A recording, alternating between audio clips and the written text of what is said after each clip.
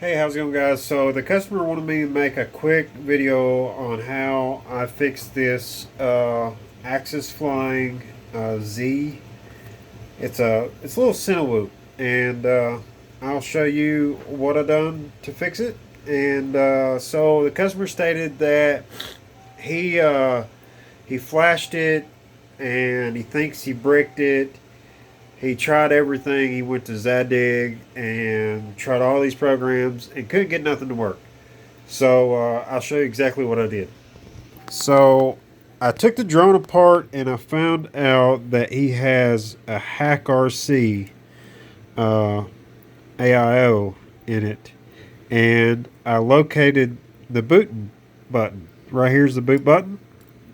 And if you plug up a drone and it just doesn't seem like it's connected to the computer, it's not working, you want to unplug it and hold this boot button down and plug it back up. So on the computer, what I would do is I would unplug it and hold the boot button down and plug it back up, and then I would start the Impulse RC driver fixer. And once I started the Impulse RC driver fixer, it would say searching for a flight controller, and then it would go and it would download the DFU drivers. And what that does, it puts it in bootloader mode. And then once it's in bootloader mode, you can then connect. And once it connects, here, let me show you real quick. And then once it connects, I can go in and update the firmware. Now, you won't be able to auto detect. So you'll have to get online and you'll have to look. You'll have to look it up.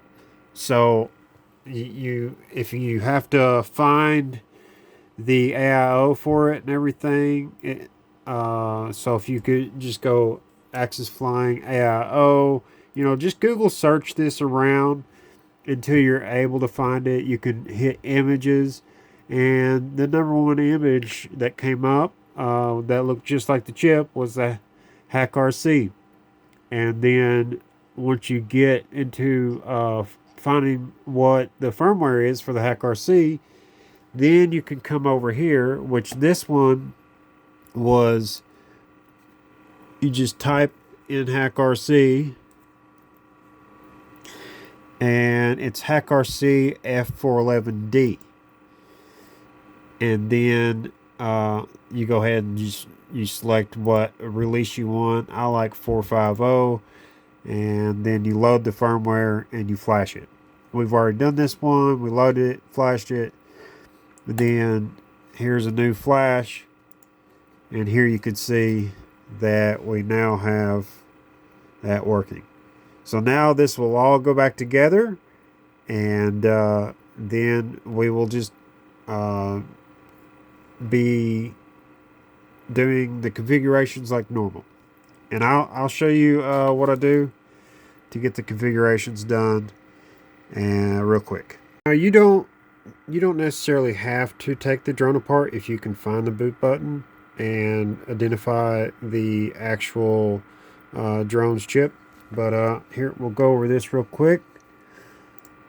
So the way this one's set up, it's set up upside down. So we're going to go configuration. We're going to roll this thing 180 degrees.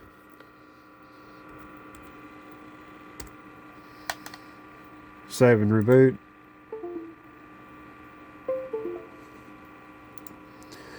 All right, and then now you're going to see you got the drone pointed towards the way you need it. We'll go ahead and calibrate the accelerometer, and then make sure that's flat when you do that. So when I pick it up, I'm picking it up on its side, and it shows the side is its nose, and it's off 90 degrees. So I know that I'm going to have to change my yaw to 90. And it's either 90 or negative 90. So we'll see what this one does to it. Yep, it was 90 degrees. So now the nose is up in the air. And it's moving just like the picture. Alright. Now we're going to go to motors. D-Shot's already set to 300. And now you're going to do the motors. And here, I'll show you that. Alright, so I got a battery plugged in. I got the smallest battery on this. It can take a 2S, so I used a 2S. Normally take the props off. I ain't going to mess with it. It's just a 2S battery. I ain't really that worried about it. If it was a bigger drone, I would worry about it. But I got to reorder motors. Start. You look at the one that is moving here, and you just select it on the screen.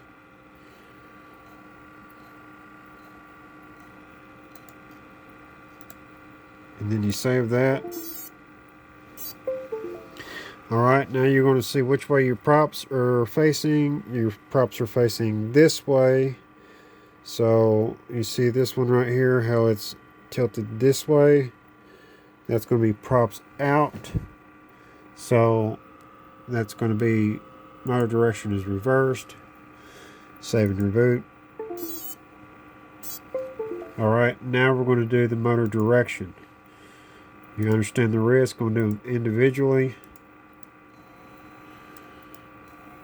So I'm looking at the motor here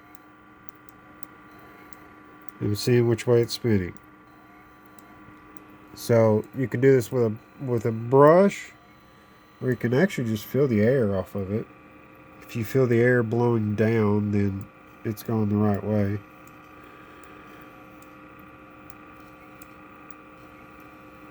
Alright, and what I'm going to do is I'm just going to feel the air off of them.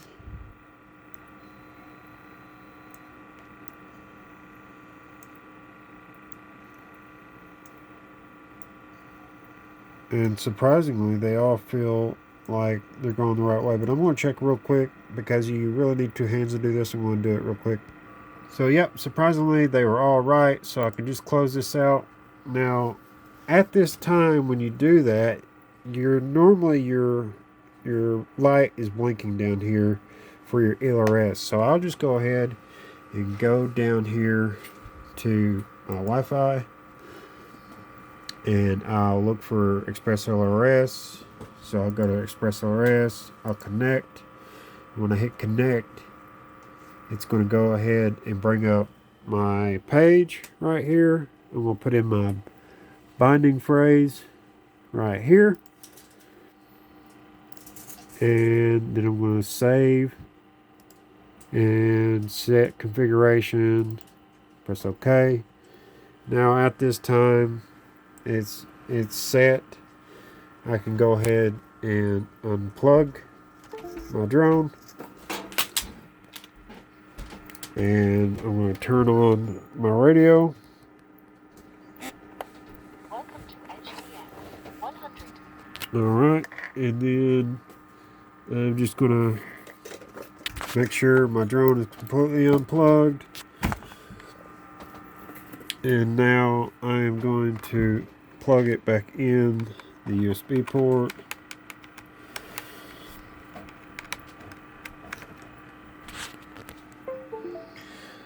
Alright, and what that's going to do is my remote. Now I can go to receiver and I can check my receiver. Now the ports, you got to set up the ports. I believe you got two ports, so it's either one or two. So I'm going to do the first one, save it on one, go to receiver, check it, there we go. I'm moving my stick and it's showing up on the screen. So now I'm going to go down to modes and I'm going to add a range, and I'm going to flip the one I want to be my arm. So in the arm position, just slide that over. I'm going to do the same thing with angle. Flip that switch. So when I flip it all the way down, it's in angle mode. Horizon, do the same. It's in the middle. So it's going to be in acro mode whenever I turn it on, and then I go down here to my flip over after crash.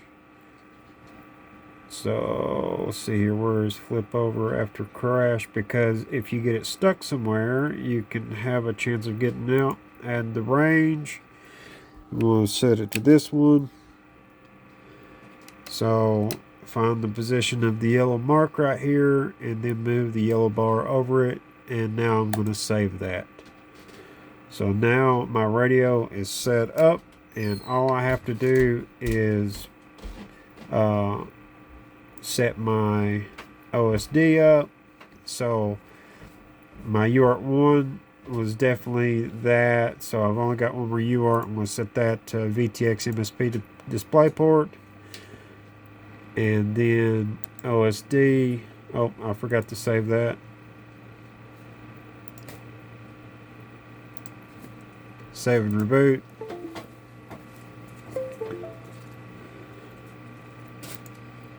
So everything is set up. Let's go to OSD. And you just put in what you want on OSD. I normally do the voltage.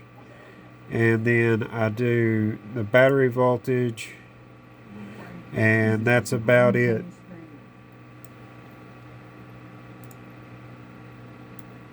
That's all you really need. You can stick the altitude in there also, so you can be following the rules correctly. You save that. So everything is pretty much set up now besides the PID tuning. And the PID tuning, you can go and get a preset off of presets here, and you just tell it what your drone is. You get a preset, and I'm actually going to tune this one on how I know how to tune. And but that's pretty much it, guys. That's how to configure your drone, how to set it up. Super easy and quick. And yeah, that is the simple version of not having to do a bunch of different things, and that's how you simply just set up a drone for you to fly it. There's one other configuration and you go to configuration, you want to set your arming to 180 degrees. So if you are upside down, then or sideways, you can still arm it. That way, if you get stuck, you can possibly crash flip. And that's it. That's all the setting that you really need to fly. Anything else is just extra. And but for the drone to actual fly, that's all you got to do. All right. You see me bind it and set it up, and I'm going to tune this thing, and it'll be ready to fly. Alright guys, so the only thing that's left is doing a hover test. So we're going to grab a battery and the remote, and let's do a hover test. Alright, so we'll plug it in. Now we're just basically just seeing if it flies. We're not going to do anything crazy or put the goggles on or anything like that. We're just going to see if it hovers. That's it. Alright, so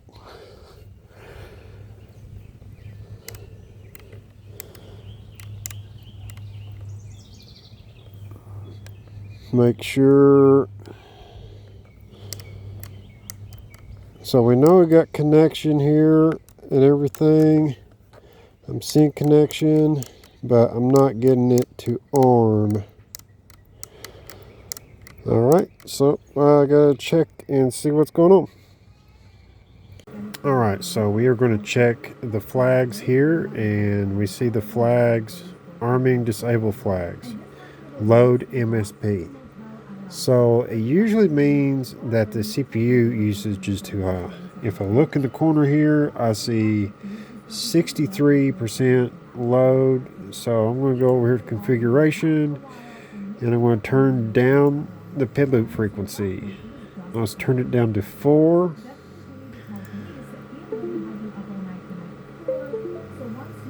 And now we're down to like 36, 34. That's way better. Let's see what it does if it still does the same thing. Alright, so let's try this hover test again. Got it plugged in. I can automatically see on my radio the bars show up.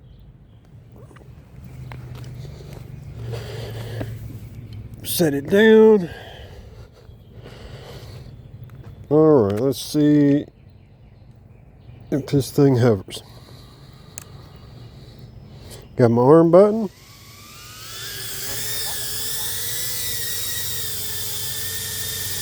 Yep, it hovers.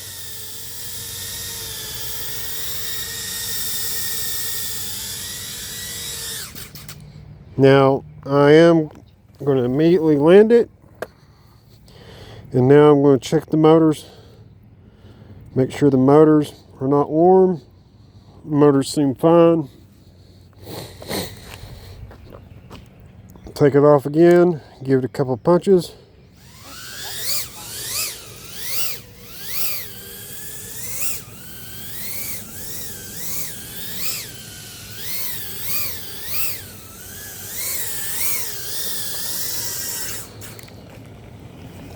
Alright, gave it a couple punches. Motors are nice and cool. So there we go. It's as far as flying, it's flying. And now we can get in the goggles and see how it flies and what we need to tune. Alright guys, so that is a simple little video on so you guys can know how to bind your drone, set it up and everything. So if you accidentally flash it or whatever and you kind of mess it up, then you know exactly what to go through to get the drone working. Alright guys, the only other thing is if it's a Whoop and it has an internal SPI LRS, you'll go into receiver and put in your bind phrase instead of going in Express LRS. Alright, see you guys.